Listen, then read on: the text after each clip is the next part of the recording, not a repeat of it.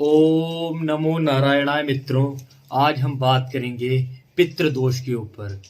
जब पितृदोष होता है तो परिवार में हमें कैसे पता चले कि परिवार में पितृदोष है या नहीं है।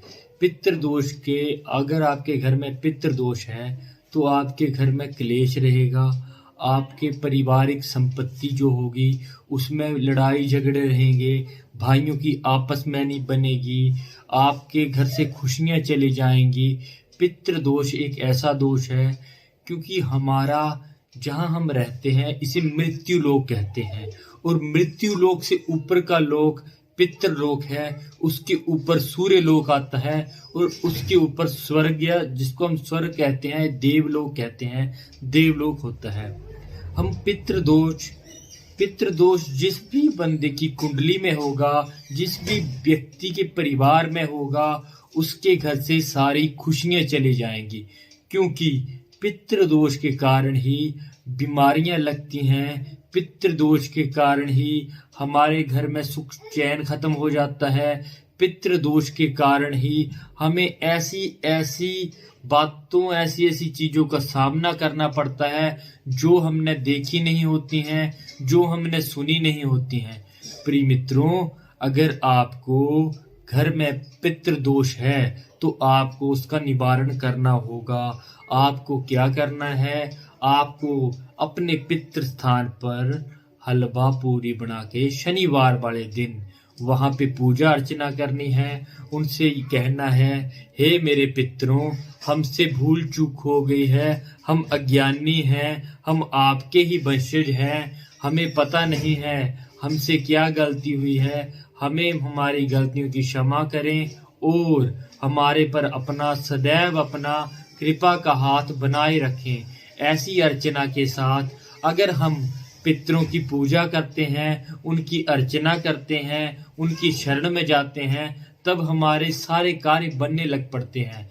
क्योंकि जिस घर में पितृदोष होता है उस घर में देवता भी वास नहीं करते हैं। ये हमारे ग्रंथों में लिखा गया है, ये हमारे पुराणों में लिखा गया है। क्योंकि हम जब भी भगवान से प्रार्थना करते हैं तो हम अपने परम पिता परमात्मा से ही प्रार्थना करते हैं, हे भगवान, मेरे को धन चाहिए, मेरे को संतान चाहिए, मेरे को ये चीज चाहिए, वो चीज चाहिए। हम हमेशा मांग करते हैं परमात्मा से, परंतु वो मांग हम परमात्मा से करते हैं जिस घर में पितृदोष है। वो पितृदोष हमारे जो पिताश्री हैं, दादाजी हैं, जो परलोक सिधार चुके हैं, जो भी हमारे पितृ परलोक सिधार चुके हैं, वो स्वर्ग में बैठे हुए भी हमारा ध्यान रखते हैं, हमें एक दुख कष्टों से बचाते हैं, हम पर सदैव अपनी कृपा बनाए रखते हैं। अगर हम उनको भूल जाते हैं तो वही है जो हमारी आवाज देवताओं तक लेके जाते हैं। अगर उनका ही साथ हमारे साथ से उठ जाएगा तो हमारी बात देवताओं तक कैसे जाएगी? कभी जा ही नहीं सकती है हमारी बात देवताओं तक। देवताओं तक जाने का रास्ता हमेशा हमारे पितरों से होके ही जाता है। आपको पता है, जब भी देवी गंगा की बात होती है, हम हरिद्वार की बात करते हैं, तब माता को भागीरथी के नाम से जाना जाता है। क्योंकि भागीरथ ने अपने पितरों के तारण के लिए गंगा मैया को धरती पर लाए थे। आज गंगा मैया को उनके ही नाम से जाना जाता है। तभी हम अपनी संस्कृति को, अपने रीति रिवाजों को, अपनी सनातन संस्कृति को भूलते जा रहे हैं। उस वजह से क्या हो रहा है? हमारे लोगों पर पितृदोष का सामना कर पड़ रहा है। कहीं जॉब अटक जाती है, कहीं कोई कार्य अटक जाता है, कई ऐसी असाध्य बीमारियां लग जाती हैं जिसे डॉक्टर तक मना कर देते हैं कि ये ठीक नहीं हो सकती। इसीलिए मेरा सभी अपने भाइयों से, अपने मित्रों से, अपने साथियों से, अपने जो भी मेरे व्यूअर्स हैं उन सब से ये मैं कहना चाहता हूं, अगर आपके घर में पितृदोष है या नहीं भी है, आप ऐसा कीजिए, शनिवार वाले दिन अपने पितरों के स्थान पर जाइए। वहां पे आपने हलवा बना के ले जाना है, और हलवा बनाते समय कुछ विशेष बातों का ध्यान रखना है। उतना ही हलवा बना के लेके जाएं जितने आपके परिवार के मेंबर हैं। हलवा बना के लेके जाएं, धूप बाती करें, वहां के जाके अपने जो पितर हैं उनको पहले पानी से स्नान करवाएं, उसके बाद वो हलवा वहां चढ़ाएं।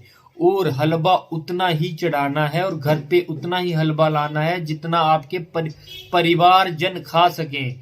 वो हलवा किसी में बांटना नहीं है, क्योंकि पितृ जो होते हैं वो परिवार के होते हैं, उसके ऊपर जो कृपा दृष्टि होती है वो परिवार की होती है।